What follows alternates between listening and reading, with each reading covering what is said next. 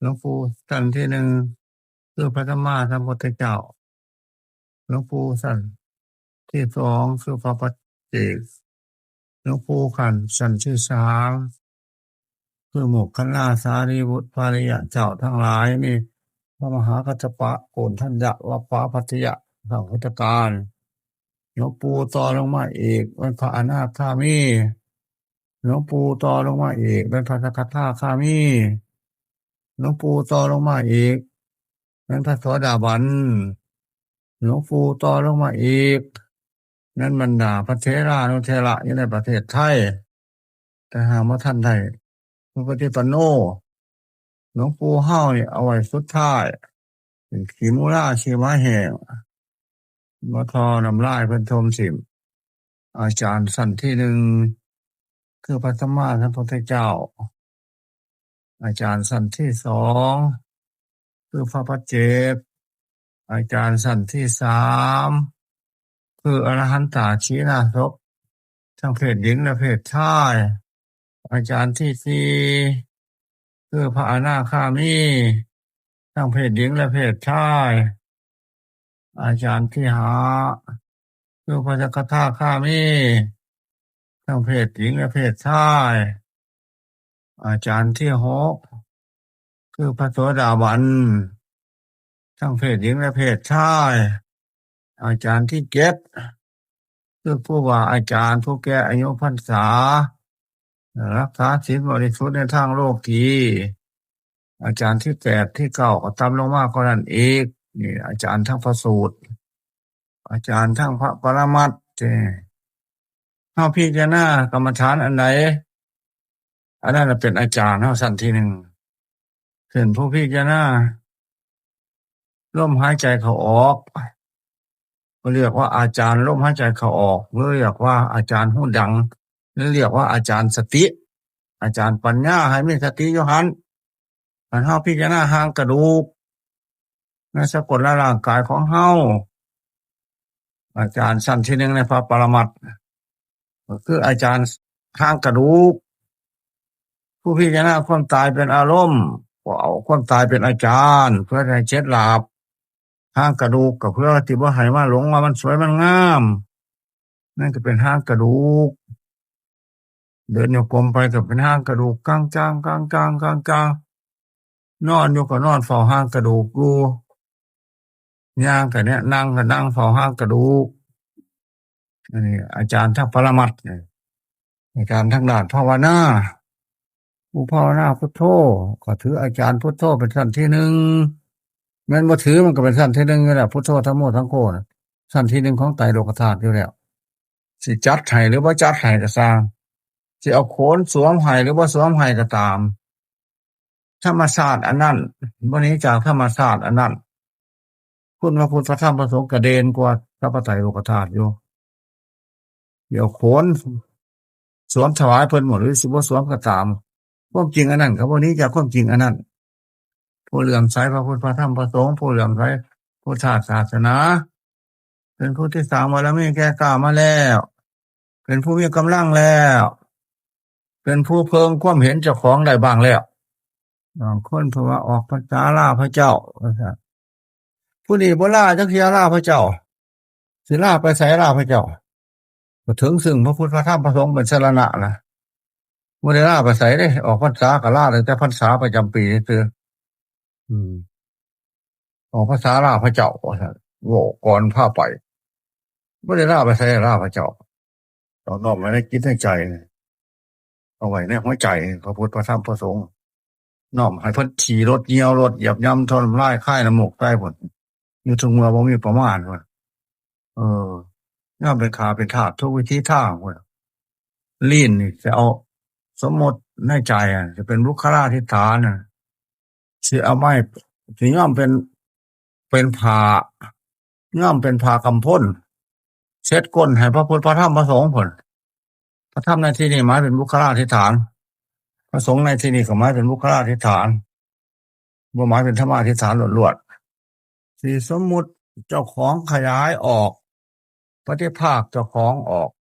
ให้เป็นรูปกายนามกายมากก็ไม่เห็นไม่ใช่ในท้องมหาสมุทร อสงไขยมหาสมุทรพุ่นเนี่ยทีนี้เรามีสกลละกายอันนั้นอ้าปากกว้างก็ไตรโลกธาตุเนี่ยแต่ละคนละคนใหายพระพุทธพระธรรมพระสงฆ์ขี่ใส่เหี่ยวใส่สลบไล่ค่ายน้ำมูกใส่อยู่ทุกเมื่อแล้วเลือกได้บ่เลือกได้ก็ดีพุ่นลงพุ่นบาดนี่ปฏิภาคคณิมิตปฏิภาคนิมิตนิมิตเทียบเคียงอุคหานิมิตนิมิตติดตาปฏิภาคนิมิตนิมิตเทียบเคียงขยายให้มากแล้วย่นลงมาให้น้อยนักอันนี้อันใดนักยิ่งนะสันคันว่าพื้นนักกับนักก็มูคำสอนพระองค์เก่าเนี่ยตลอดพระพุทธศาสนาเนี่ยสิสร้างน้ำหนักก็บ่มีอันไหนสิมาเทียมได้สิแข็งทั้งเบาทั้งก็ต้องเบาก็มูอีกบ่มีอันไหนสิมาเทียบเคียงได้ในไตรโลกธาตุเนี่ยสิแข็งทั้งราคาสูงก็มีอันไหนสิมาเทียบเคียงได้ในสัพพไตรโลกธาตุเนี่ยสิแข็งทั้งลึกซึ้งก็บ่มีอันไหนสิมาเทียบเคียงได้ในสัพพไตรโลกธาตุเนี่ยสิแข็งทั้งสูงหั่นนี่ก็บ่มีอันไหนสิมาเทียบเคียงได้ในสัพพไตรโลกธาตุเนี่ยสิแข็งทั้งละเอียดก็บ่มีอันไหนสิมาเทียบเคียงได้ในสัพพไตรโลกธาตุเนี่ยสิแข็งทั้งแหลมคมก็บ่มีอันไหนสิมาเทียบเคียงได้อีกในสัพพไตรโลกธาตุเนี่ยทั้งอดีตด้วยทั้งอนาคตด้วยทั้งปัจจุบันด้วยสิแข็งทั้งอายุก็บ่มีอันไหนสิมาเทียบเคียงได้เขาบ่ขาดอายุเสียเลยพระพุทธศาสนาบ่ได้ขาดอายุของพระมหาอนันตคุณเสียสิแข็งทั้งกำลังพลวัตถโกก็บ่มีอันไหนสิมาเทียบเคียงได้พระพุทธศาสนานี่สิแข็งทั้งเป็นทรัพย์ภายในตลอดทั้งทรัพย์ภายนอกมันเป็นเครื่องดึงดูดกันก็บ่มีอันไหนสิมาแข่งได้ทุกยุคทุกสมัยมีอยู่ทุกกาลทุกเวลาอากาลิโกเอหิปัสสิโกควรลองเรียกให้ผู้มีปัญญามาดูได้ผู้มีปัญญาสิมาดูยังไงคนตาบอดก็เรียกคนตาดีตัวมาเบิ่งเองก็ได้คนตาบอดสิไปเรียกว่าจังไดท่านจงมาดูเถิดเอหิปัสสิโกโอปัญญโกน้อมเข้ามาใส่ใจใส่สติใส่ปัญญาคุณของพระองค์เจ้าสิย่นลงมาสักเพียงใดก็ตามก็มีวันสิว่างมันใหญ่โพดมันหลายโพดบ่มีวันสินับมันสิควงถิ่มก็ควงบ่ได้ไหลมาแทนพึบโลดกวดจังจอกไหลมาจังจอกเหนือหมดในไตรโลกธาตุเนี่ยพระพุทธศาสนาแท้พุทธธรรมสงฆ์แท้นับแต่พระโสดาบันขึ้นไปพระคาคามีอนาคามีอรหันต์พระปัจเจกก็นับเขาด้วยพระพุทธเจ้าทั้งหลายก็นับเขาด้วยพระปัจเจกทั้งหลายก็นับเขาด้วยพระอรหันตาชี้หน้าศพทั้งหลายก็นับเขาด้วยนับพระอรหันตาของพระพุทธเจ้าองค์ก่อนจนถึง100 โกฏจนถึงอสงไขยพระพุทธเจ้าอีกเท่านั้นก็บ่มีประมาณอีกเทียบทั้งราคาก็บ่มีประมาณอีกเทียบทั้งปัญญาทั้งความเฉลียวฉลาดก็บ่มีอันไหนสิไปทันคำสอนพระพุทธเจ้าเลยพระธรรมเลยพระอริยสงฆ์เลยผู้มาคือน้ำมันนี่ก็ก้มเหงให้มันอยู่ใต้มันก็บ่อยู่เทศน้ำมหาสมุทรทะเลมันก็ปีนขึ้นเทิงอยู่บ่จมไปไสบุคคลผู้เลื่อมใสพระพุทธเจ้าพระธรรมเจ้าพระอริยสงฆ์เจ้าบ่มีทางถอยหลังจะตราบใดศรัทธาของผู้นั้นเป็นอาจารศรัทธาอาจาราสุปฏิทิตาเป็นโลกุตระศรัทธาขีรัญจะยัสสกัลยานังเป็นโลกุตระศีลอริยกันตังปสังคีตังอริยกันตศีลสังเคปตาโดยัสสะเพสุภูตันจะรัชนังพอเห็นแล้วเห็นตรงแล้วสมบัติภายในของมนุษย์ในพระพุทธศาสนาศรัทธาเชื่อสิ่งที่ควรเชื่อว่าทำดีได้ดีทำชั่วได้ชั่วเป็นต้นศีลรักษากายวาจาให้เรียบร้อยดีไม่มีโทษมีศีล5ศีล8ศีล227เป็นต้นศีล10ศีล227เป็นต้นหิริละอายต่อบาปทุจริตโอตตัปปะสะดุ้งกลัวต่อบาป ทุจริตความละอายความสะดุ้งไม่อยากล่วงละเมิดเมื่อได้พิจารณาแล้วที่ตองแล้วโยนิโสมนสิการที่ตองให้รู้จักสิ่งที่ดีหรือชั่วโดยอุบายที่ชอบเมื่อได้ที่ตองโดยอุบายที่ชอบแล้วก็บ่เสียดายอยากล่วงละเมิดในสิ่งที่บ่เหมาะสมพาหูสัจจะเป็นคนเคยได้ยินได้ฟังมามากจำทรงธรรมและศิลปวิทยาไว้ได้มากในทางโลกและทางธรรมเป็นพาหูสัจจะพหูสูตรพหูสัจจันจะสิบปัญจะเป็นพหูสูตรเตตมังคารมุตตมังวินัยโยทรงไว้ซึ่งพระวินัยมีศีลห้าเป็นต้นสุสิกขิโตเป็นผู้ว่าเป็นผู้ศึกษามาดีแล้วสุภาชิตาเป็นผู้ว่าง่ายสอนง่ายไม่อหังการไม่มังการเอตัมมังคารมุตตมังเป็นมงคลของเทวดาและมนุษย์ทั้งหลายที่นี่จาคะสละสิ่งของตนเพื่อเป็นประโยชน์แก่ผู้อื่นนี่คนทุกข์คนจนแล้วก็ยากจกคนขอตลอดทั้งสมณะชีพราหมณ์ตลอดทั้งสันผู้มีคุณตามการตามเวลาเท่าที่จะทำได้เท่าที่สามารถจะทำได้ในทรัพย์สินของตัวอันภายนอกเพื่อนภายในก็เป็นจิตว่างมึงมีเว้นมีไพ่กับไผมึงว่าที่หยอกปอดเว้นแก้ไผมีมั่วมึงนี่เป็นทรัพย์ภายในหมดทีนี้ปัญญาเรารู้สิ่งที่เป็นประโยชน์และไม่เป็นประโยชน์ปัญญาในที่เป็นทรัพย์ภายในปัญญาหาอุบายว่างแผนไปรักเขา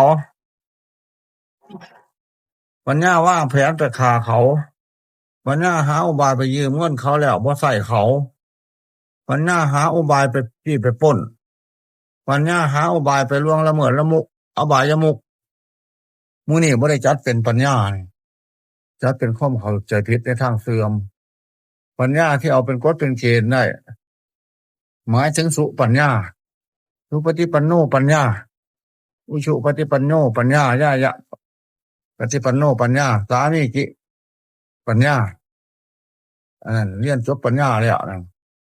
จบทั้งปริยัติปฏิบัติปฏิเวทอันนั้นอันสามีจินะปริยัติก็เรียนจบแล้วปฏิบัติก็จบแล้วปฏิเวทคือมรรคผลนิพพานก็จบแล้วเมื่อยังบ่ทันถึงพระอรหันต์ก็เรียกว่ายังเรียนนะโมบ่ทันจบก็ได้แต่ความมันซื่อยังเดินทางอยู่ยังแบกหนักยังหาบหนักอยู่ยังหิวน้ำหิวในอยู่แต่เดินทางต้องเดินทางตรงสุปฏิปันโนเดินทางตรงแล้วบ่ได้ผิดเลยถึงสิเดินช้าเดินเร็วก็บ่ผิดถึงสิเหยียบน้ำบ้างก็บ่งูวงแล้วเดินอีก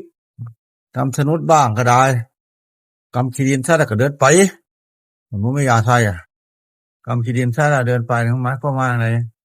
ในไตรโลกธาตุมีแต่ธาตุดินธาตุน้ำธาตุไฟธาตุลมบ่แม่นของไผยังเป็นอยู่จังซี่หรือว่ากำขี้ดินใส่นี่ท่านถือว่าเรายังเป็นนักโทษอยู่น่ะมันก็บ่นอนใจปานใดดอกถือว่าเราเป็นยังเป็นเจ้าโทษอยู่น่ะอันสำคัญว่าเจ้าของเป็นเจ้าคุณนั่นที่มันอุกหลาย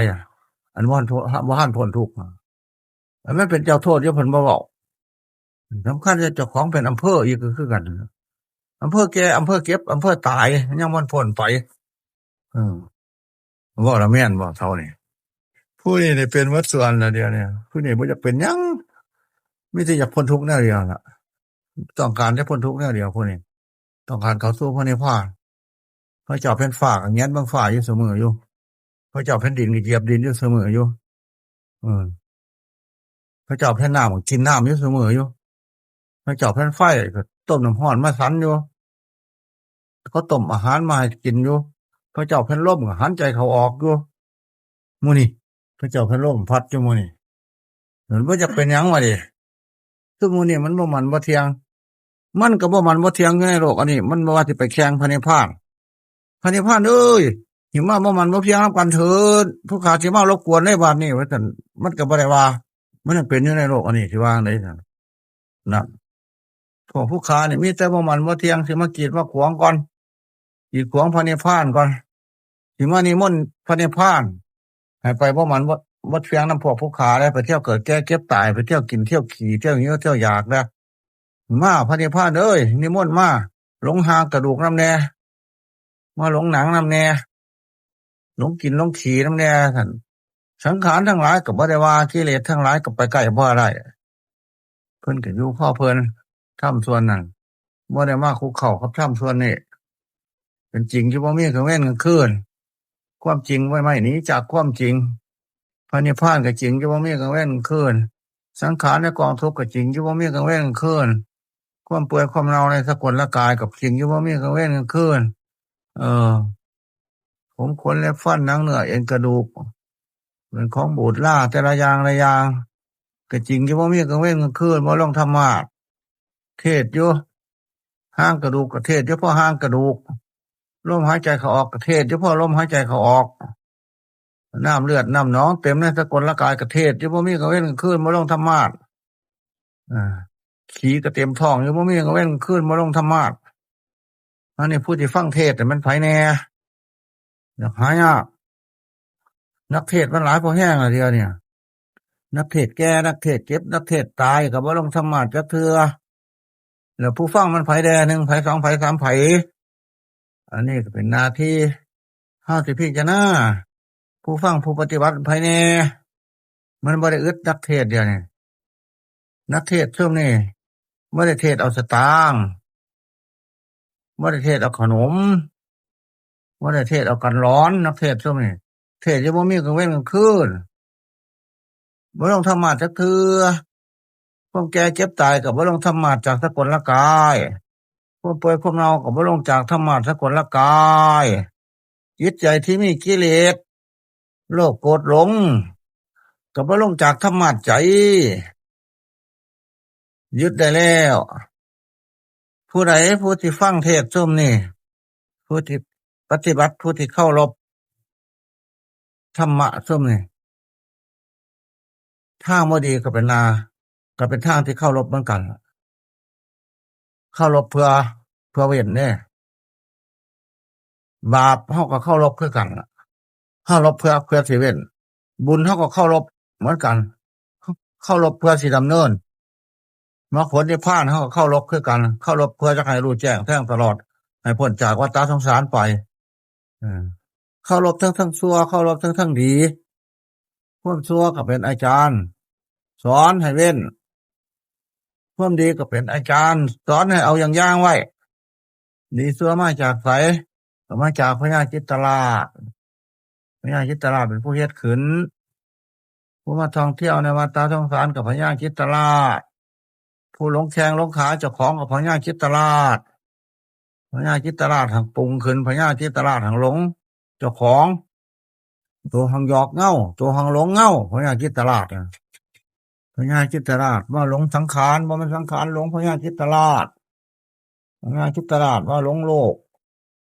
มาแก่มาเก็บมาตายมาเกิดมาแก่มาเก็บมาตายเมื่อมาเกิดแก่เก็บตายมาหลงพญาจิตตราชเมื่อนิมนต์พญาจิตตราชร่างกายกับว่าได้มนต์พญาจิตตราชวาจากับว่าได้มนต์พญาจิตตราชดินน้ำไฟลมกับว่าได้นิมนต์พญาจิตตราชผู้ขาเป็นดินผู้ขาเป็นน้ำผู้ขาเป็นไฟผู้ขาเป็นลมผู้ขาที่เป็นสมบัติพัฒฐานพญาจิตตราชล่ะมื้อนี้ก็บ่ได้ยืนยันก็บ่ได้ปัดคือกันแต่ชาวโลกทั้งหลายหามาวุ่นมาไหว้กันเพิ่นก็พ่อเพิ่นโตก็พ่อโตผลสุดท้ายก็แบมือแปลงแซงตายไปในวันตอมโซ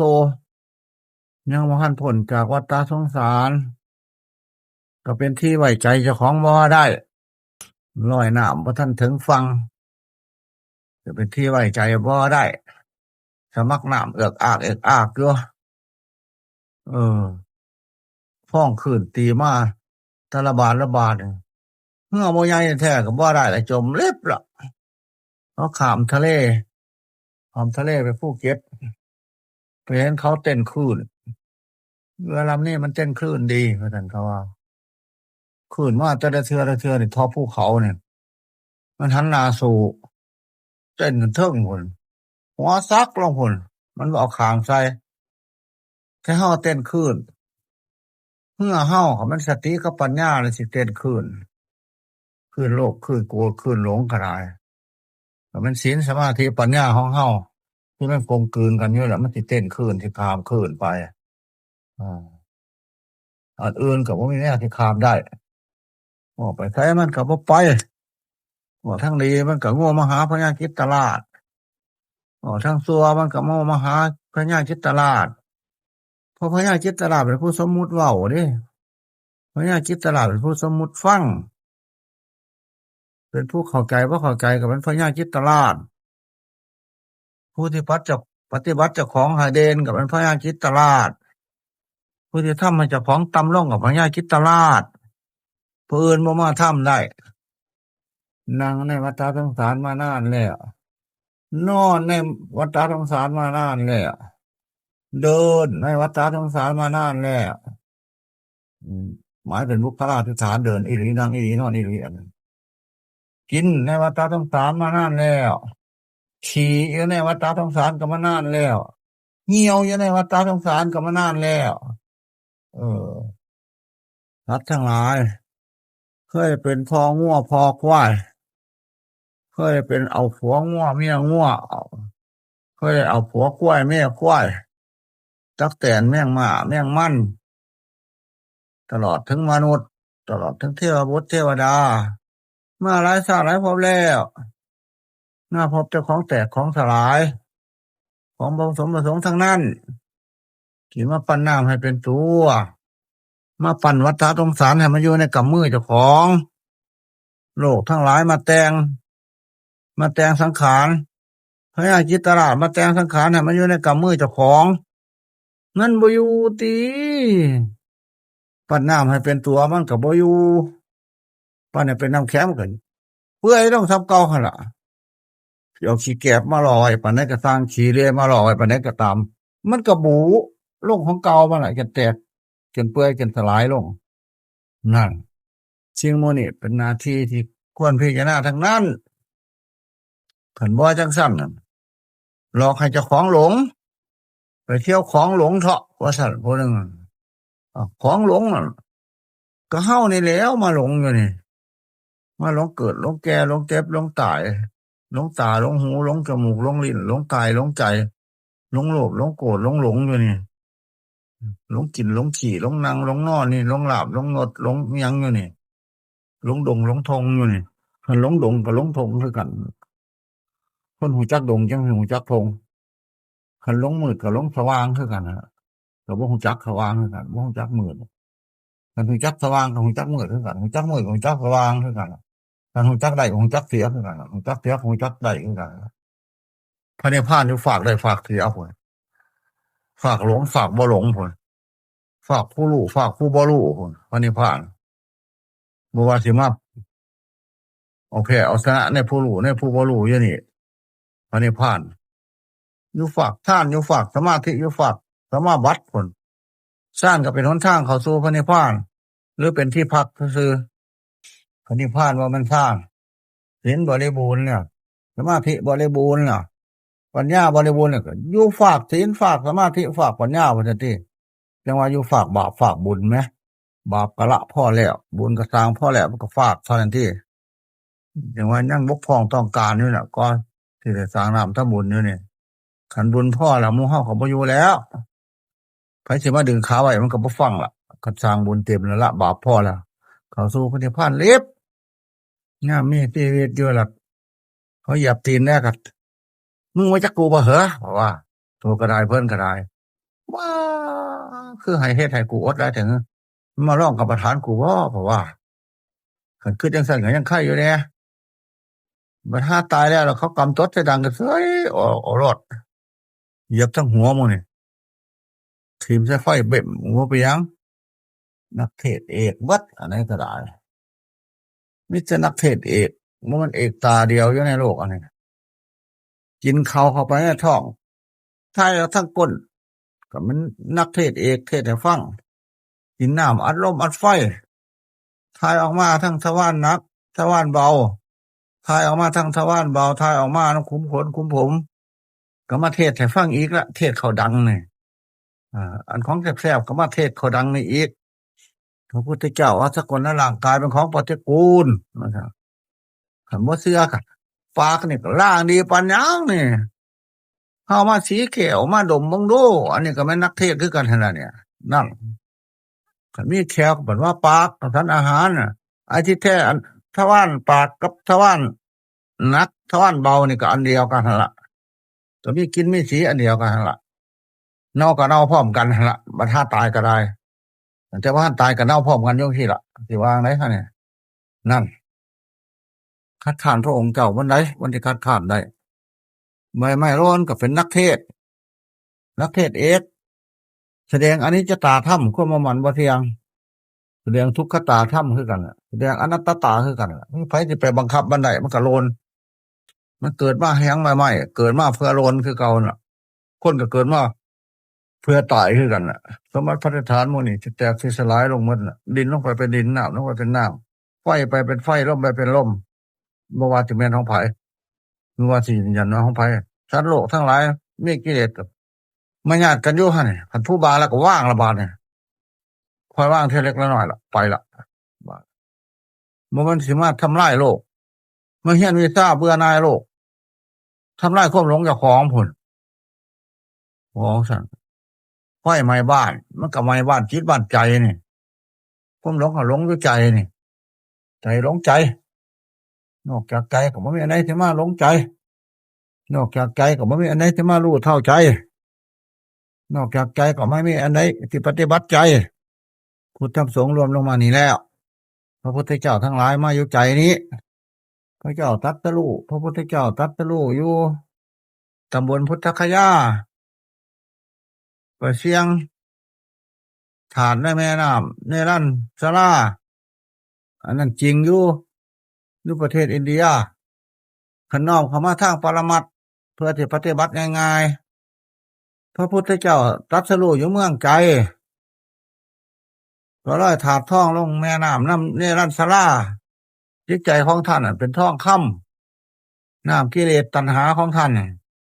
ท่านร้อยที่หมดแล้วท่านที่น้อมมาทางปรมัตถ์เพื่อปฏิบัติง่ายพระพุทธเจ้าเสวยมุตติสุขอยู่อัจฉบาลนิโคตอยู่ไม่ราชายตนะอัจฉบาลนิโคตเรียกว่าต้นไทรเป็นที่พักแห่งคนเลี้ยงแพะอยู่สามุจลินบ้าวันละเจ็ด749มื้อบ่ได้กินข้าวเสวยมุตติสุขถือว่าทั้งปรมัตถ์พระพุทธเจ้าเสวยมุตติสุขอยู่เมืองใจแต่เพิ่นทำบ่ยึดถือใจเพิ่นข้ามไปแล้วพักชั่วคราวซื่อบาปกับบุญอันไหนเกิดก่อนคันเฮ็ดบาปก่อนบาปก็เกิดก่อนมันเฉพาะของไผของมันนั่นอันผู้นั้นเฮ็ดบุญก่อนบุญก็เกิดก่อนเป็นวันคืนที่มีค่าเป็นสติที่มีค่าถึงแม้ผู้นั้นสิฟุ้งซ่านก็ตามยิ่งนึกก็ยิ่งได้บุญมากยิ่งนึกไปในทางดีก็ยิ่งได้บุญหลายคันฟุ้งซ่านให้ฟุ้งซ่านไปทั้งบุญคันฟุ้งซ่านไปทั้งบาปแล้วแฮงได้บาปหลายบาปเป็นหนทางเข้าสู่พระนิพพานเป็นหนทางเข้าสู่นรกบุญเป็นหนทางเข้าสู่พระนิพพานแต่ว่าบาปเป็นหนทางเข้าสู่พระนิพพานก็แม่นจังได๋ยังว่าซั่นมันเข็ดเด้ฮะนี่คันมันเข็ดแล้วมันลาบแล้วมันก็สิเป็นหนทางเข้าสู่พระนิพพานนี่มันก็พลิกได้คือกันว่าเพราะเป็นอาจารย์ทั้งสองฝ่ายเด้นาฬิกาบอกหยังเวลาล่วงไปแล้วเด้อเวลาล่วงไปแล้วเด้อว่าจังซั่นดอกนี่อันหมู่นี้แยกหน้าแยกหลังอยู่นี่สัตว์ทั้งหลายแยกหาความสุขในโลกก็อันเดียวกันเลยง่วงหันง่วงนี่ง่วงหันหานี่มันคืออันนี้แยกคือลมนี่แยกส่งลมให้หมู่เฮาหาความผู้มุ่งหาความสุขในโลกผู้นั้นจิตยังบ่ทันได้แนวถึงพระนิพพานยังบ่ทันได้กุญแจเฮ็ดของอันเดียวกันอยู่นำกันความเจตนาเฮามีความหวังต่างกันเด้นั่งอยู่นำกันต่างคนต่างนั่งจังซี่ล่ะจิตใจก็บ่อยู่ระดับเดียวกันอยู่คนละบอนตามเรื่องของไฟของมันตามคลื่นของไฟของมันตามทานของไฟของมันไฟสายของไฟของมันตามบอกน้อยบอกใหญ่ของไฟของมันไฟสายหาทานพิจารณารูปเวทนาสัญญาสังขารวิญญาณมันบ่เที่ยงมันเป็นทุกข์มันเป็นอนัตตามันบ่เที่ยง ย่นหาทานลงมาเป็นทานเดียวว่ามันสัตว์ว่ามันบุคคลฮะนี่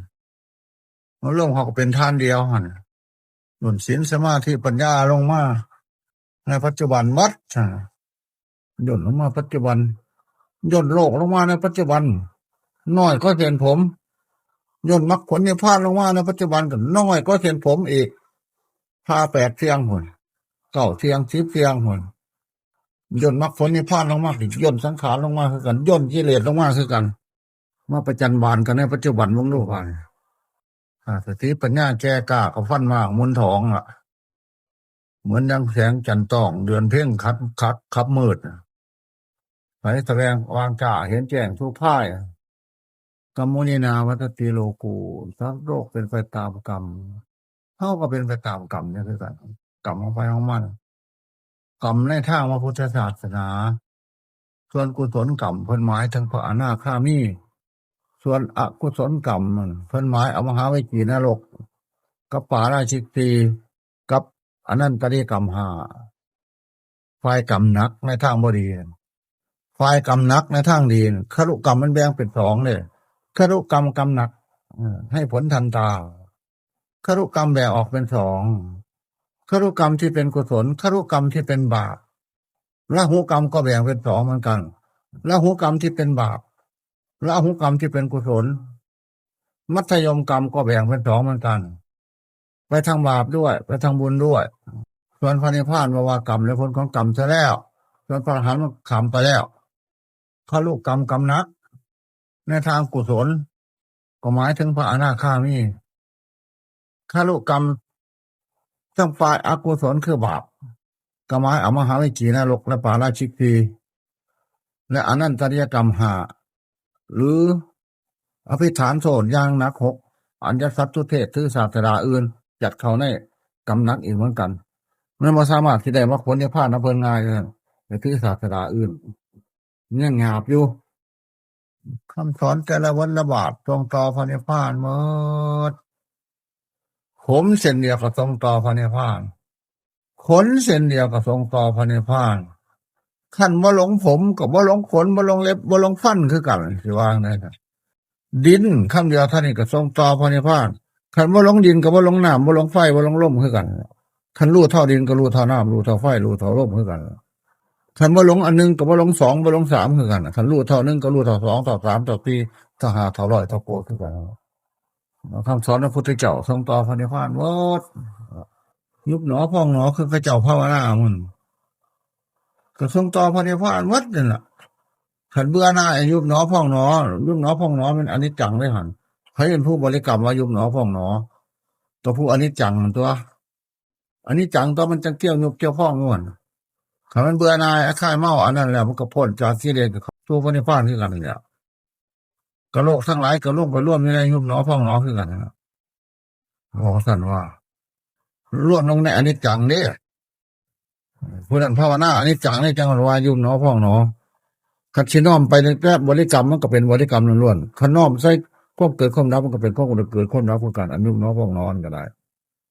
คันเขาบ่ภาวนาแบบโตก็ถือว่าเขาผิดมันก็บ่ถูกเด้ขึ้นเบิ่งจังซี่ไปยังซั่นนกย่างกินปลานกย่างกินปลาว่าซั่นบริกรรมอยู่ก็ยังสำเร็จพระอรหันต์นี่แต่สารในปฏิสัมภิทาที่ตำละแม้นั่นมันก็น่าที่เป็นบริกรรมภาวนามันก็ยังบ่เป็นส่วนไม้มันคล้ายสิคำมาแล้วเขาล่ำมันก็แม่นแต่ว่าท่านว่าอีกก็แม่นอีกมันใกล้สิตายเด้แต่ว่าธรรมของพระพุทธเจ้าบ่ตายไปไสแต่ว่าร่างกายมันตายเป็นสังขารทั้งหลายเกิดเป็นดับเป็นตายเป็นธรรมะของพระพุทธเจ้าบ่ได้ตายไปไสภาวนาอยู่นำหลวงปู่มั่นเพิ่นหายคือบ่เห็นมาสงน้ำน้ำมูโนมื้อนี้โทษคนป่วยตัวเขาหน่อยว่าซั่นคนนึงคนป่วยตัวเขาหน่อยว่าซั่นเพิ่นไปแบกฟืนเพิ่นล้มแล้วมาเดือนนึง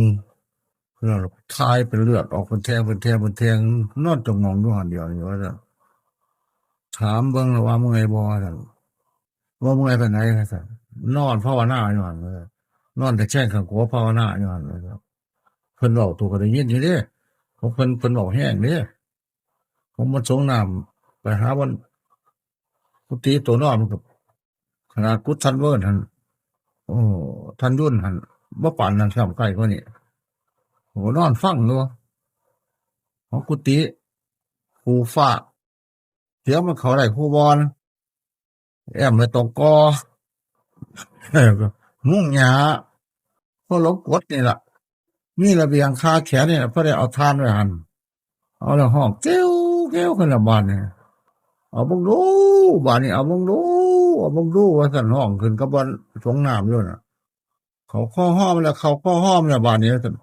หันหน้ามาทางเฮาเท่านั้นแหมโอ้ฟ้าพากูละบาดนี้ว่าซั่นเอาเบิ่งดูเอาเบิ่งดูบาดนี้ว่าซั่นเขาข้อห้อมแล้วบาดนี้เขาข้อห้อมแล้วว่าซั่นบาดโอ้หัวใจพึ่งฟังตัวก็ได้ตัวก็นอนภาวนาอยู่เด้โอ้ฝ่าพระแรงบาดนี้ว่าซั่นเอาเด้อมันสิตายพร้อมกับลมเขาลมออกนอกว่าซั่นกูสิซ่อมมันว่าซั่นกำหนดลมแล้วบาดนี้ลมเขาก็ตายลมออกก็ตายบริกรรมนี่ด้นเติบถ้าพระเจ้ามันตายไปไสว่าซั่นถ้าพระเจ้าบ่ได้ตายไปไสดอกลมเขาก็บ่ตายลมออกก็บ่ตายบริกรรมไว้บ่ตายของลมเขาลมออกบาดนี้ในเวลาบริกรรมจังซั่นบ่ได้ลืมลมกระทบบ่ได้ฮู้จักหมดกระทบคอยกระทบแห้งหยังฮู้จักปานหยังขิงนิ่งอยู่ว่าเดียวพอปานบ่แม่นนอนอยู่ในสาบนี่พับบาดนี้เขาพับบูกุฏิปึ๊ดบ่ได้เอาบูยอดกุฏิพุ่นโอ้ไกลพุ่นนอนขวางถึงอยู่เทิงพุ่นนอนขวางคือบังไฟมันสิลงเนี่ยมันขึ้นสูงแล้วปรากฏว่าขวางได้บังไฟเนี่ยแล้วไฟลงจังซี่ขวางคือลงสิล่ะเพิ่นประท้วงเจ้าของอยู่เทิงพุ่นนี่แม้มันจังแม่นสมาธิว่าซั่นเพิ่นว่าเพิ่นท่วงเพิ่นเดี๋ยวลงมาแล้วโอ้ยสูงมหาสูงยังอยู่โดนปานใดบ่หั่นถอนออกมาก็มาเห็นลมหายใจเข้าออกน่ะก้องแก้งยังนอนตะแคงข้างขวาคือเก่าอยู่บ่ทันได้มากไปไสมันทายหลายแล้วมันก็เลยหมดติหั่นนี่มันลงในไสเด้เลือดคันมันบ่ทายออกแล้วตายมันทายออกหลายแล้วมันเลยหมดซั่นนี่เป็นริมออกซ้ำนิ้วมือนี่จัก30เทื่อพุ่นมีแต่ตอนเลือดถ้าบ่เจ็บบ่ปวดนี่หยังคันวังหันมันก็คัน30เด้อายุมันคัน70จังซุมื้อนี่มันก็แข็งแรงก็เลยเศร้าก็เลยบ่ป่วยอีกบ่ทันได้กินยาหยังนี่บ่ทันได้กินยาหยังเพิ่นอาจารย์วันกำลังไปหาหากกระจายมาอยู่บ่ทันได้กินซ้ำอาจารย์วันไปหาหากกระจายกับเน้นมาต้มมื้อรุ่นมาเลยไปสงน้ำนำเพิ่นได้สงน้ำนำเพิ่นนั่นก็เลยมื้อนั้นก็ถูมันแข้งขิ้งเขามันหลายคนแข้งขิ้งได้ผู้ละเดี๋ยวผู้ละมื้อเด้ มันหลายคนมื้อละ4ละ5มื้อละ5ละ6พุ่นก็เลยหาอุบายเว้าผมนอนหลับเมื่อวานนี่ว่าบอกค่อยๆเว้ากับหมู่ผมนอนหลับเมื่อวานนี้ผมละหอขึ้นไปถึงฟ้าพุ่นว่ามันยังเอาละเด้ได้ยินนะเนี่ยมันยังว่าซั่นนี่เอาได้ยินเอาละเด้บาดนี้ของหมู่ออกคั่นนี่เพิ่นน่ะเศร้าๆว่าซั่นเอาสิฟ้าวถูว่าซั่นนั่งอยู่หั่นละเพิ่นก็ได้ลุกนั่งเพิ่นก็นั่งอยู่หั่นนี่หมู่เพิ่นก็อ้อมอยู่หมู่ก็เศร้าหั่นนี่ถามสอติบาดนี้ก็ได้โอ้ยเพิ่นว่านอนฝันเมื่อวานอยู่พ่อแม่ผู้จารย์ฮ้องมาแท้เขาน้อยบ่เมื่อวานนี้ว่าซั่นเขาน้อยนอนภาวนาแต่แค่ข้างขวาว่าตายแล้วฟ้าผ่ากูละบาดนี้ว่าซั่นถือว่าฟ้าผ่าว่าซั่นคนน้อยถือฟ้าผ่าแดงว่าซั่นคนน้อยเรียกเขาภาวนาว่าพ่อแม่ผู้จารย์ว่าอ๋อบ่รู้เขาเข้าห้อมว่าซั่นคนน้อยตายแล้วฟ้าผ่าละบาดนี้ว่าซั่นคนเขาภาวนาบาดนี้ว่าซั่นเขาภาวนาแต่กี้เขาภาวนาอยู่ว่าหลวงพ่อเขาลอยนี่แหละว่าพอได้ยินเสียงฮ้องนี่ห้วยไว้ปัญญังว่าซั่นภาวนาของเก่าน่ะว่าตั้งใจของเก่ากำหนดลมหายใจเข้าออกบริกรรมความตายครับออกมาพอๆแล้วเลยว่าบ่ตายปึ๊บลงไปนี่ก็พูนแล้วบูขึ้นเทิงหลังคาพุ่นเนาะของคือหนึ่งคือเทิงอากาศพุ่นว่านี่แม้มันจังมัน สมาธิว่าซั่นจักว่าโดนปานใดบุมันจังถอนออกเมื่อวานนี่ว่าบ่ฮู้จักเวลานาฬิกาก็บ่มีเด้บ่มีนาฬิกาจังซุมื้อเออซุมื้อนี่มันมีนาฬิกาหมดวัดมันก็บ่มีนาฬิกามีแต่ของหลวงปู่อันเดียวเท่านั้นพระหมดวัดก็บ่มีเลยของหลวงปู่มหาก็อันหนึงห่างๆยาวฟาดกับป้าอยู่หั่นโอ้ยเพิ่นบ่แม่นนอนหลับดอกจิตรวมมันรวมน้ำนอนว่าซั่นเพิ่นว่าจิตจะมาคือละเอียดปานนั้นเนาะจ้ะเพิ่นว่าเพิ่นเว้ารับหลังหาเที่ยบูจิตละเอียดเข้าได้เหมือนกันว่าหาเที่ยมันร่วมเข้าไปร่วมลมหายใจเข้าออกร่วมคักซะเด้บ่หามันได้ร่วมเข้าไปเดินจงกรมทั้งอากาศพุ่นตีลังกาพุ่นก็มีครบเบิดนั่นแหละคุกเข้าไปก็มียืนขาดิอันยืน2ขาไปข้างย่างไปก็มีบ่ได้ก้าวหาเที่ยก้าวเดินจงกรมในอากาศพุ่นหาเที่ยก้าวเดินวนพุ่นเดินวนในอากาศพุ่นอันจิตซั่นน่ะจิตซั่นนั้นมันเป็นจิตอุปจารสมาธิเด้ถอนหมดกำลังมันก็ถอนออกคือกันแล้วมันก็ได้ซ้ำนั่นล่ะว่าซั่นอันส่วนนั้นพิจารณาอนิจจังทุกขังอนัตตาพิจารณาไม่ใช่เราไม่ใช่ของเราเนี่ยไม่ใช่ผู้อื่นไม่ใช่ของผู้อื่นเนี่ยอันนี้มีกำลังหลายเนี่ยอันนี้มีกำลังหลายมันขามนิมิตได้ขนาดพิจารณาแบบนี้มันขามนิมิตเนี่ยมันบ่พวกนำนิมิตดอกพอนิมิตอันไหนมามันก็นอบลงใส่อนิจจังทุกขังอนัตตาหมดแล้วเด้อันนี้มันก็บ่ได้พวกละมันก็บ่เสียดายอยากเห็นเทพบุตรเทวดาพระอินทร์พระพรหมแล้วบาดเนี่ยมันตัวเสียดายอยากเห็นหยังเพราะมันนอบลงใส่อนิจจังหมดแล้วเพราะมันน้อมลงใส่เป็นจะสักว่ารู้เป็นจะสักว่าเห็นหมดแล้วอันนี้มันก็บ่ได้ไปติดอยู่ในนิมิตใส่ได้บ้านนี้อันวันนี้ได้วันที่พ้นจากกิเลสง่ายอันวันปรากฏหอเหินเดินอากาศอันนั้นเอามาอวดกันกินขนมไม่ซื้อหรอกอันนั้นเอามาบอกกันที่ซื้อหรอกอันนั้นอันความเป็นจริงนั่นมันสู่พิจารณากองทุกข์บ่ได้เฮ้ยมันจะหาอุบายเบื่อหน่ายคลายเมาในวัฏสงสารของความลมหายใจเข้าออกสู่อันนี้บ่ได้เพราะจะว่าจังได๋ก็สร้างบ่เสื่อฮอดมือตายเฮาจักเป็นสมาธิอบรมปัญญาบ่จักปัญญาอบรมสมาธิล่ะมันอันไหนก็อันเดียวกันล่ะทงกระเทียบกับทงหมากบอกท่านเอาโลดบ่จักมันอันไหนก่อนในหลังน่ะว่าเนาะจักมันตาก่อนดังนี่ดังก่อนตาหรือมันปากก่อนตาก็บ่จักมันสิทธิ์ที่วันเดียวกันเอาโลดจักว่าหนังกับเนื้อเขาเป็นกับกระดูกมันจักมันไผก่อนไผหลังมันพยุ่งกันอยู่จังซั่นแล้วมันไผเป็นกำลังไผว่าจังซั่นเนาะมันก็มีคุณค่าพอกันนั่นล่ะว่าปัญญาอบรมสมาธิอบรมปัญญาสร้างหรือที่บ่ว่าก็ตามมันอยู่นำกันมันเอาโลดมันทางแม่นเอาโลดมันทางแม่นในสั้นนั้นเด้ล่ะสั้นละเอียดกว่านั้นก็บ่ว่าแม่นในสั้นนั้นถึงในสั้นนั้นว่าเถาะศีลก็ตัดศีลลงในหั่นแหละในกรรมฐานที่ตั้งไว้สมาธิก็ตั้งมันในกรรมฐานที่ตั้งไว้ปัญญาก็รอบรู้ในกรรมฐานที่ตั้งไว้พุทโธก็เอาไว้ในกรรมฐานที่ตั้งไว้ธัมโมก็ทรงไว้ถึงกรรมฐานที่ตั้งไว้สังโฆก็ปฏิบัติกรรมฐานที่ตั้งไว้อิทธิบาทคือหุ่นเครื่องให้สำเร็จความประสงค์4อย่างฉันทะวิริยะจิตตะวิมังสาฉันทะก็พอใจรักใคร่ในกรรมฐานที่ตั้งไว้วิริยะก็เพียรมันประกอบในกรรมฐานที่ตั้งไว้อันเก่าน่ะจิตตะเอาใจฝักใฝ่ในกรรมฐานที่ตั้งไว้วิมังสามันที่ตองพิจารณาเหตุผลในกรรมฐานที่ตั้งไว้สัมมาทิฏฐิก็เห็นชอบในกรรมฐานที่ตั้งไว้สังกัปโปดำริชอบในกรรมฐานที่ตั้งไว้วาจานึกบริกรรมในกรรมฐานที่ตั้งไว้กัมมันโตการงานในกรรมฐานที่ตั้งไว้อาชีวะเลี้ยงชีวิตสอบในกรรมฐานที่ตั้งไว้ว่ายาโมพยายามในกรรมฐานที่ตั้งไว้สติระลึกชอบในกรรมฐานที่ตั้งไว้สมาธิตั้งมันในกรรมฐานที่ตั้งไว้ตกลงกับมรรค8สายมันเดียวกันหมดอันนี้ก็เรื่องมันเดียวกันหมดที่พยายามคนอาชีพแล้วมุมมันก็บ่ไหวแล้วอันนั้นมันเลี้ยงแบบมันก็ว่าพ้นความสงสัยแล้วนี่บอกท่านว่าเฮาเฮ็ดบ่ให้เจ้าของสงสัยเด้อเจ้าของสร้างความสงสัยใส่เจ้าของบ่มันเป็นเอาถ้าว่าสงสัยในวัฏสงสารล่ะปัญหามันก็บ่หลายเด้อีพ่อแม่เอ้ยเพิ่นสิว่าในกิยาเลยแม่ให้ปฏิบัติพรหมจรรย์เพื่อพ้นทุกข์ในวัฏสงสารปัญหามันสิหลายจังได๋มันบ่หลายแล้วมันหมดไปเองมันถ้ามีโลภมีโกรธมีหลงก็แก้เจ้าของได้ถ้ามันเจ้าของพิจารณาไปทางผิดนั่นสิก็แก้ได้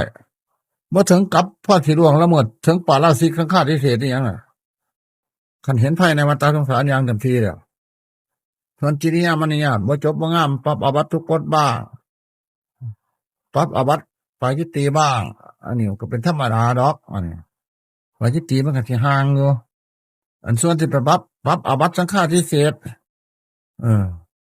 หรือปาราชิกน่ะหรือทุนละใจน่ะมันก็บ่มีแล้วมันควรเห็นภัยในวัฏสงสารอย่างเต็มที่แต่มันสิไปล่วงอาบัติซุมนั้นอีหยังเนาะมันบ่เห็นภัยในวัฏสงสารอย่างเต็มที่นั่นปีมันไปล่วงอาบัติซุมนั้นมันคือเห็นกางเกงหลังพุ่นมันคือเห็นนาฬิกาแขนมือพุ่นมันก็ประของไปล่วงทางเว้ามันคือเห็นว่ากูสิไปฆ่าจังซั่นกูสิไปขายจังซี่พุ่นกูสิไปสร้างให้สร้างหน้าจังซั่นจังซี่พุ่นมันก็คิดไปล่ะถ้าไม่เห็นอนิจจังเต็มไปทั่วทั้งไตรโลกธาตุแล้วมีแต่แนวว่ามันบ่เที่ยงจักแนวครับมันเห็นสัตว์น่ะมันเห็นมีแต่กองทุกข์สัตว์แต่มันจะไปล่วงละเมิดอีหยังล่วงละเมิดเจ้าของมันจะไปขบฏเจ้าของอีหยังอันพวกขบฏเจ้าของนี่คันความว่าภาวนาน่ะคือภาวนาสูงนี่น่ะบัดถ้าไปแล้วไปตายอยู่บนต่ำๆนี่มันมาตัวเฮาว่ามันบาปตั้งแต่มาตัวพุ่นเฉพาะมันอยู่บ่ได้น่ะคนทั้งหลายน่ะมาตัวซื่อๆถ้ามันเห็นอนิจจังสัตว์ๆเจ้ามันก็บ่สิกแล้วมันสิสิกไปหาหยังถ้ามันเห็นทุกข์สัตว์ๆล่ะนี่มันบ่เห็นมันเอามาตัวซื่อๆพอได้อวดเขาบอกกับหมู่หั่นคนเห็นอนิจจังสัตว์เห็นทุกข์สัตว์เห็นไตรโลกธาตุเต็มไปด้วยกองทุกข์หมดล่ะทั้งอดีตทั้งอนาคตทั้งปัจจุบันแล้วมันสิไปเพื่อนนำหยังแม่ถึงมันหลงมันก็มีมันก็แก้มันได้คันมันนักมวยกับล้มลงบึ้มจังซี่ครับ1 2 3 4 5ครับมันก็ลุกขึ้นสู่โลดมันสิถึงสิได้หามเขาโรงพยาบาลมันสิถึง10ถึงว่าของท่านอรรถว่าถึงมันพลาดมันก็พลาดอย่างน้อยๆมันสิพลาดอย่างไงตัวหัวฐานจนสิแก้บ่ได้นี่พลาดจนนับ10บ่ลุกมันก็โพดไปปานนั้นล่ะว่าภาวนาอนิจจังทุกขังอนัตตาเนี่ยเฮาบ่เที่ยวฮอดมือตายถ้ามันเห็นชัดแล้วจ้างมันก็บ่ไปแหละในวัฏสงสารอันนี้ไผสิมาจ้างมันเฮ็ดหยังมันกราบจังซี่พุทโธทำกราบ3ทีก็พุทโธธัมโมสังโฆก็มันก็กราบเพื่อพระนิพพานของมันว่าของท่านเนาะมันสิเดินจงกรมหอบนึงจังซี่มันก็ทำเพื่อพระนิพพานของมันก็บ่ได้ทำเพื่ออื่นเพื่อบูชาพระนิพพานพุ่นมันบ่ว่าสิบูชากิเลสมันบ่ว่าสิบูชาในลาภในยศในสรรเสริญวิสังในวัฏสงสารภายนอกพี่เจตนาของมันขาดไปแล้วเจตนาของมันขาดจากโลกีไปแล้วขาดปัจจากเจตนาโลกีไปแล้วเจตนามันยังใส่พระนิพพานแล้วมันบ่ได้กระทางมันยังใส่พุ่นแล้วว่าของท่านเนาะพุทโธพุทโธสอนให้ยินดีในพระนิพพานสอนให้ยินดีในการพ้นทุกข์ธัมโมทรงไว้ถึงการพ้นทุกข์สังโฆแปลว่าปฏิบัติเพื่อพ้นทุกข์นั่นมันก็ได้คือกันน่ะพิจารณาให้หยังอนิจจังทุกขังอนัตตาเดี๋ยวไปพระนิพพานนำบ่พิจารณาให้มันเบื่อมันนายให้มันถอนความเข้าใจผิดของเจ้าของหั่นคันถอนเข้าใจผิดความเจ้าของแล้วอยากพิจารณาบ่พิจารณาก็ตามพิจารณาถ้ามันบ่เกิดบ่ดับก็ได้อยู่คันเฮาถอนความเข้าใจผิดเจ้าของล่ะนิโรธความดับตัณหาเป็นธรรมอันละเอียดนี่เรียกว่าสมาธิอันบ่มีเฝ้ามันมีกองล้อมน้ำลูกสมาธิอันนึงพิจารณานิโรธความดับตัณหาเป็นธรรมอันละเอียดสำคัญว่าตัวฉลาดแต่หากว่าปฏิบัติเพื่อพ้นทุกข์ในวัฏสงสารจะบ่ยินดีต่อความพ้นทุกข์ในวัฏสงสารแต่ว่าสำคัญว่าตัวฉลาดอันความสำคัญตอนนั้นน่ะมันสิพาให้ท่องเที่ยวตายในวัฏสงสารนั่นว่าของท่านอรรถมันเป็นที่พึ่งของเจ้าของบ่ได้คนเฮามันอาหารทุกคนให้อาหารต่อความดีเจ้าของมันจังแม่นอาหารต่อความหวังพ้นทุกข์ในวัฏสงสารเจ้าของค่อยแม่นอาหารต่อมรหกอาหารต่อการท่องเที่ยวในวัฏสงสารนั่นเป็นยังสร้างบารมีบ่ทันแก่กล้าของท่านอรรถว่าถ้าหวังพ้นทุกข์ในปัจจุบันชาติถ้ามันบ่พ้นมันก็บ่ผ่านพระศรีอเมตไตรไปดอกรถย่านก่อนแล้วมันบ่พ้นดอกแล้วว่าซั่นจังว่าพ้นบ่พ้นก็เฮ็ดเบิ่งซะก่อนไปยังเพิ่นอาจารย์ยังเกาะบ้านดงบัง อืมอาจารย์นั่งงงอาจารย์พ่มอาจารย์พ่มเขาว่าเมื่อวัดหลวงปู่มันมายามพ่มเอ้ยพาเน้นหาไม่มาเฮ็ดดังไม่ขอลอกทะเลให้กุฏิบ่งายจักหลังแหน่ว่าซั่นตัวเพราะว่าเพิ่นใส่ตัวหั่นไงเอาไงนั่นมาเฮ็ดไฟให้เว้ยไม่ทอดนั้นมันสิได้บ่พ่อแม่ครูอาจารย์นึกคนน้อยว่าบ่ได้เด้ไม้ตัวนั้นนะมันคือสิบ่ถึงบ่ได้เด้นั่นคนน้อยว่าว่าจิตสอบคัดค้านเลยนะโคตรเอามาเบิ่งจักก่อนนะผู้สาวว่าเจ้าสิหากินในทางคัดค้านเลยนะผู้สาวว่า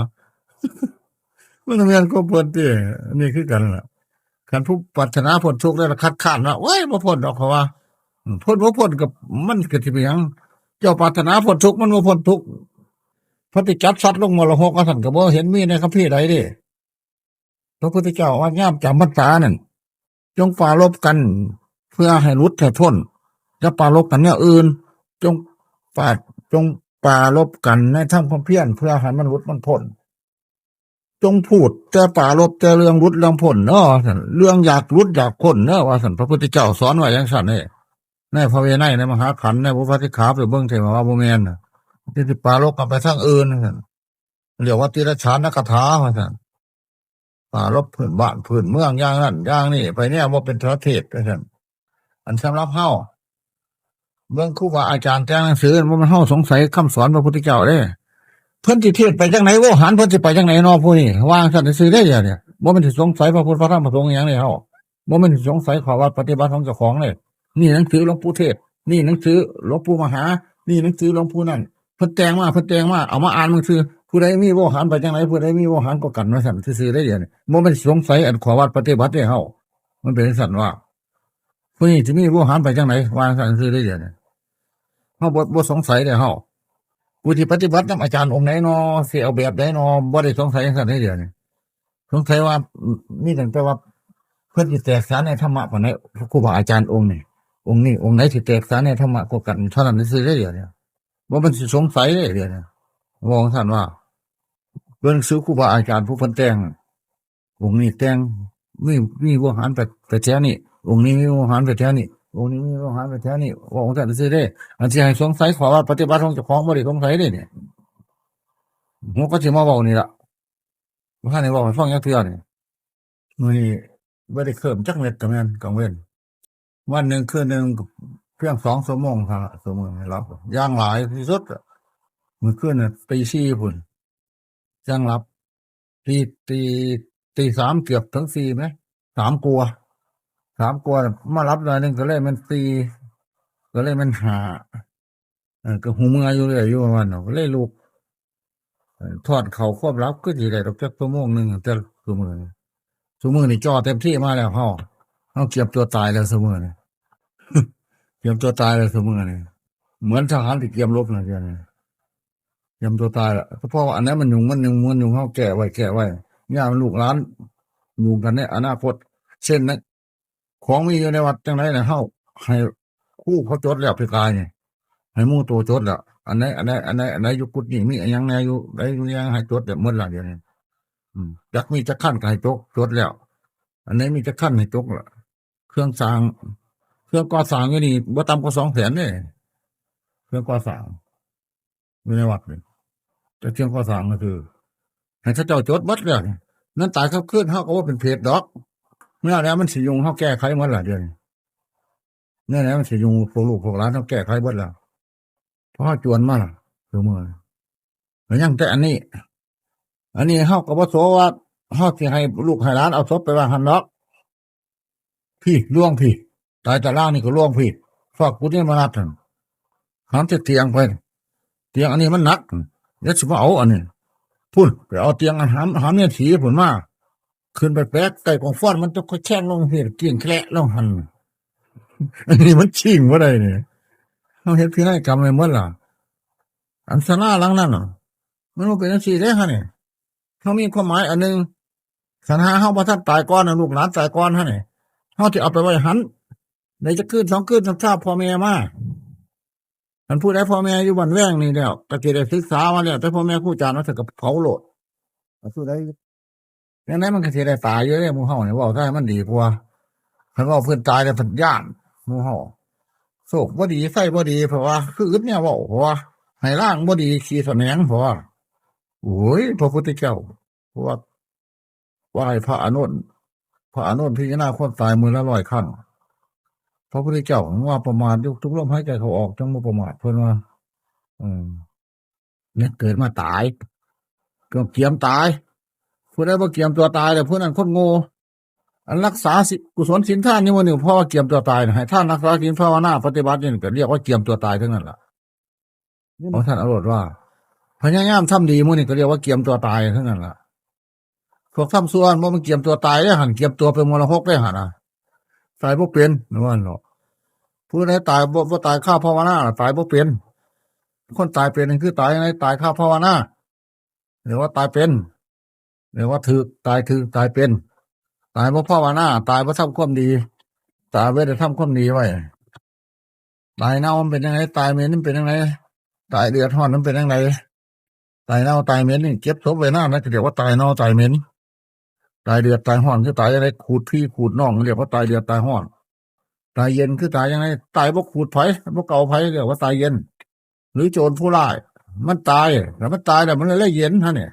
มันบ่ไปรักของเขานี่ตายเย็นอีกแบบนึงคือพระอรหันต์ตายแล้วมันมาเกิดเรียกว่าตายเย็นอันนี้เย็นนี่ดีนี่ให้ตายห้อนคือตายยังไงตายแล้วผัดมาเกิดอีกโถรอมาเกิดหมดเอามาจากหัวดาวแม่หันนี่เรียกว่าตายห้อนหันมันแม่ง่วแม่ควายแม่ผูแม่ค้นแม่นกแม่หนูสารพัดเนี่ยเอาแต่มันเป็นอะไรวันเนาะพวกไฟมรหกพวกไฟมรหกมันว่าอะไรก็ถือปฏิสนธิในขั้นพ่อแม่เนอะไปคือนอนฝันเนี่ยพวกไปสวรรค์ก็คือกันพวกไปสวรรค์ก็ไปคือนอนฝันเนี่ยว่าเป็นตัวเป็นตนเป็นปูเป็นคนไปยังไงล่ะว่าอะไรถือปฏิสนธิในพ่อในแม่ตายว่ามีบัดห้าตายในเมืองสวรรค์ก็คือกันตายกับว่ามีกองฟ้อนจุดสุมเมืองสวรรค์เนี่ยยังมาเกิดมาแก่มาเก็บมาตายอีกอยู่พุ่มมาโลกมาแก่มาเก็บมาตายอีกอยู่คือกันนั่นแหละพ้นไปแล้วถึงจะพระอรหันต์จำพวกเดียวพระโสดาบันเกิดอีก3 เทื่อก็ตายเกิดอีกเทื่อนึงตายพวกนึงเกิดอีก3 เทื่อแล้วก็เข้าสู่พระนิพพานพวกเกิดอีก8 เทื่อเข้าสู่พระนิพพานโอ้7 เทื่อพระอนาคามีเกิดอีก3 ศาสตร์เข้าสู่พระนิพพานโอ้เกิดอีก5 ศาสตร์เข้าสู่พระนิพพานก็มีเกิดชาติเดียวเข้าสู่พระนิพพานก็มีก็เกิดอวิหาเข้าสู่พระนิพพานในอวิหาก็มีก็เกิดอัตตปาเข้าสู่พระนิพพานในอัตตปาก็มีก็เกิดทุตตาเข้าสู่พระนิพพานในทุตตาก็มีก็เกิดสุตติเข้าสู่พระนิพพานในสุตติก็มีไปเกิดเนี่ยอาการนิสกาเข้าสู่พระนิพพานเนี่ยท่านอาการนิสกาก็มีจำพวกนึงไปเกิดอวิหาออกจากอวิหาไปสุตตาไปออกจากสุตตาไปสุตติออกจากสุตติไปการนิสกาเนี่ยไปนิพพานในหันจำพวกนึงอวิหาอัตตปาบ่ไปสุตตาไปสุตติไปอาการนิสกาไปนิพพานนั้นบางจำพวกสุตตาสุตติก็บ่ไปอาการนิสกาโลดกับนิพพานหันโลดแล้วท่านก็มีแต่ละพวกนี่ก็มีตั้งล้านเพิ่นของท่านพระโสดาบันก็คือกันทั้งเพศหญิงทั้งเพศชายถ้ามันอยู่มีแต่ในมนุษย์โลกวันเดียวมันกับพ่อหางพ่อแห่แค่ได้ละบ่อีฟอยอีเมียกูเอ้ยบ่อึดมันอยู่มันอึดมันสิไปแหมไปทั้งดีกับบ่อึดมันสิไปก็มีหลายบอนอยู่บันดีที่สุดก็คือพระนิพพานว่าซั่นเถาะจริงที่เฮาคัดค้านน่ะเฮาฮู้จักเขาจะคัดค้านได้เด้จริงที่เฮาอนุโมทนาเฮาก็ฮู้จักเฮาจังอนุโมทนาได้เด้อันนี้รถหากินทั้งคัดค้านหน้าเดียวก็บ่ได้หากินทั้งอนุโมทนาหน้าเดียวก็บ่ได้ผมบ่เข้าใจนำก็มีแต่โอ้เท่านั้นแหละเว้ยก็มอบให้ของเพิ่นพุ่นล่ะผิดก็ผิดก็มอบให้เพิ่นพุ่นล่ะบอกพระเจ้าพระสงฆ์คือกันเราบ่สามารถสิตัดสินได้ตัดสินได้แต่เพียงว่ามีส่วนเท่านั้นเปอร์เซ็นต์ตอนนี้เปอร์เซ็นต์ไปจังซั่นล่ะจักมันถึงบ่ถึงมันเนาะเอาว่าซั่นน่ะไปหานี่เลิกกันทานี่เมื่อยล่ะมื้อนี้ไปภาวนาเด้อเออ